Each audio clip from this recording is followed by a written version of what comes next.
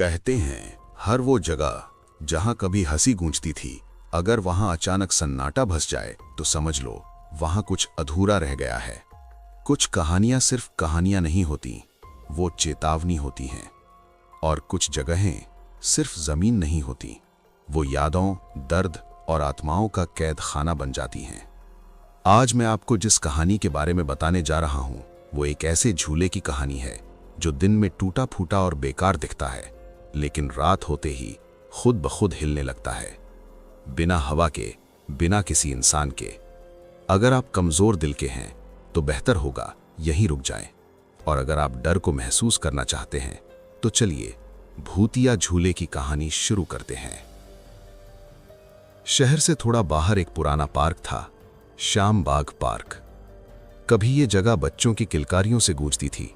झूले, फिसल पट्टी, गोल घूमने वाला चक्कर, सब कुछ था। लेकिन पिछले 20 सालों से वो पार्क बंद पड़ा था।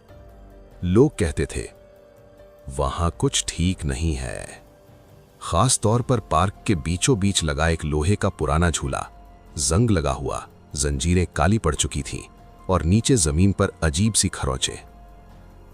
रात में कोई उस तरफ जाता नहीं था, क्योंकि जो गया वो बदला हुआ लौटा। रवि, मोहित और अंकित तीनों कॉलेज के दोस्त थे। रवि को हॉरर कहानियों पर हंसी आती थी, मोहित को डर लगता था लेकिन वो दिखाता नहीं था। अंकित बस भीड़ के साथ चलने वाला लड़का था। एक रात कैंटीन में बैठकर रवि बोला, भूत वूत कुछ नहीं होता, सब अफवाह है। मोहित ने धीरे से कहा, पर यार उस पार्क के बारे में सब कहते हैं। रवि हंसा, चलो आज रात चलते हैं, उसी भूतिया झूले पर बैठेंगे। अंकित घबरा गया, पागल है क्या, रात के 12 बजे। रवि ने शर्त रख दी, जो नहीं आया वो कायर। और बस यहीं से गलती शुरू हुई। आधी रात का सन्नाटा। रात के 12:17। तीनों पार्क के टूटे गेट के सामने खड़े थे। हवा अजीब तरह से ठंडी थी। जैसे ही अंदर कदम रखा, मोबाइल नेटवर्क गायब।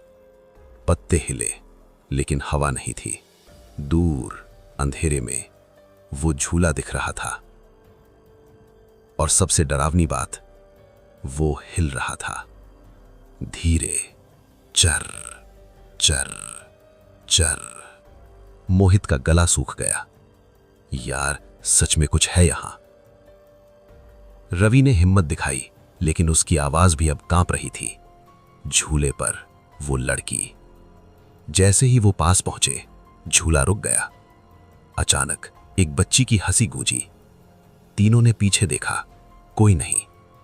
फिर झूले पर एक लड़की बैठी थी, सफेद फ्रॉक, बाल चेहरे पर गिरे हुए, पैर जमीन को छू ही नहीं रहे थे। अंकित चीख पड़ा, कौन हो तुम? लड़की ने धीरे से सिर उठाया।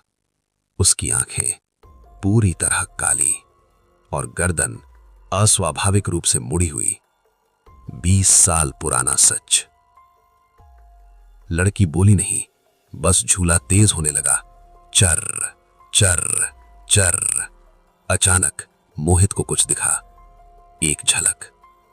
20 साल पहले एक छोटी बच्ची उसी झूले से गिरती हुई, हड्डियों की आवाज, और फिर सन्नाटा। लड़की के माता पिता ने पार्क प्रशासन पर केस किया, लेकिन मामला दबा दिया गया। लड़की की मौत दुर्घटना घोषित कर दी गई, पर उसकी आत्मा वहीं रह गई, एक एक कर गायब। झूला अचानक रुक गया। लड़की ने उंगली से इशारा किया, रवि की तरफ। अचानक रवि की चीख। वो जमीन में धंसने लगा, जैसे किसी ने नीचे से पकड़ लिया हो। उसकी आंखें बाहर आ गईं, मुंह खुला पर आवाज नहीं। एक झटके में वो गायब। अंकित भागा, लेकिन झूले की जंजीरें सांपों की तरह लपटी। उसका शरीर मुड़ गया, हड्डियों टूटने की आवाज। सिर्फ मोहित बचा, आखिरी चेतावनी। लड़की मोहित के सामने आकर खड़ी हुई, धीरे से बोली, सब हंसते थे जब मैं गिरी थी, अब कोई नहीं हंसेगा। उसने मोहित के माथे को छुआ, तेज ठंडक, अंधेरा। अगली सुबह पार्क के बाहर मोहित बैठा मिला, जिंदा, लेकिन उसकी आंखें खाली।